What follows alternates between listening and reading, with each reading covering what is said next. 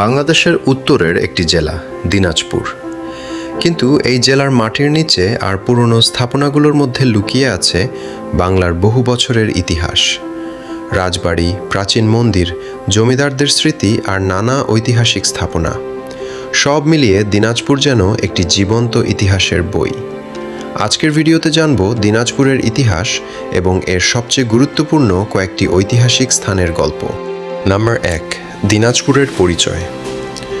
দিনাজপুর বাংলাদেশের উত্তরাঞ্চলের একটি ঐতিহাসিক জেলা। এই অঞ্চল দীর্ঘ সময় ধরে কৃষি, বাণিজ্য এবং স্থানীয় শাসন ব্যবস্থার সঙ্গে যুক্ত ছিল। দিনাজপুরের ইতিহাস শুধু একটি জেলার ইতিহাস নয়, এটি উত্তর বাংলার সামাজিক ও সাংস্কৃতিক পরিবর্তনেরও একটি অংশ। নাম্বার 2, দিনাজপুর রাজবাড়ি। দিনাজপুরের ইতিহাসের সঙ্গে রাজ পরিবারের নাম বিশেষভাবে জড়িয়ে আছে। দিনাজপুর রাজবাড়ি ও রাজ পরিবারকে ঘিরে এই অঞ্চলে বহু ঐতিহাসিক স্থাপনা ও স্মৃতি গড়ে উঠেছিল। রাজ পরিবারের পৃষ্ঠপোষকতায় নির্মিত বিভিন্ন স্থাপনা আজও দিনাজপুরের অতীতের কথা মনে করিয়ে দেয়।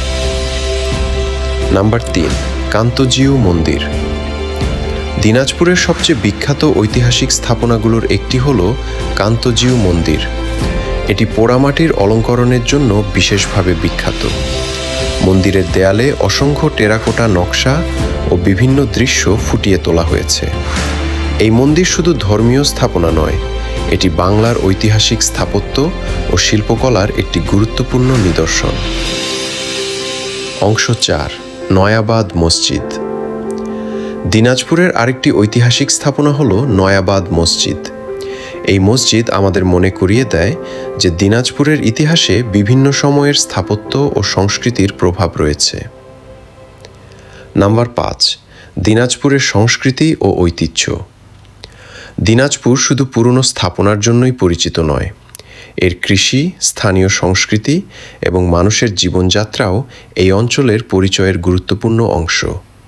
পুরনো স্থাপনা আর বর্তমানের জীবন দুটো মিলিয়েই তৈরি হয়েছে আজকের দিনাজপুর। দিনাজপুরের ইতিহাস আসলে অনেক বড় একটি গল্প। রাজ পরিবার থেকে কান্তজিউ মন্দির, পুরনো মসজিদ থেকে গ্রামীণ সংস্কৃতি, সব কিছু মিলে এই জেলা বাংলাদেশের ইতিহাসে একটি বিশেষ জায়গা তৈরি করেছে। আপনি যদি দিনাজপুরে গিয়ে থাকেন, তাহলে আপনার সবচেয়ে পছন্দের ঐতিহাসিক জায়গাটি কোনটি কমেন্টে জানাতে পারেন।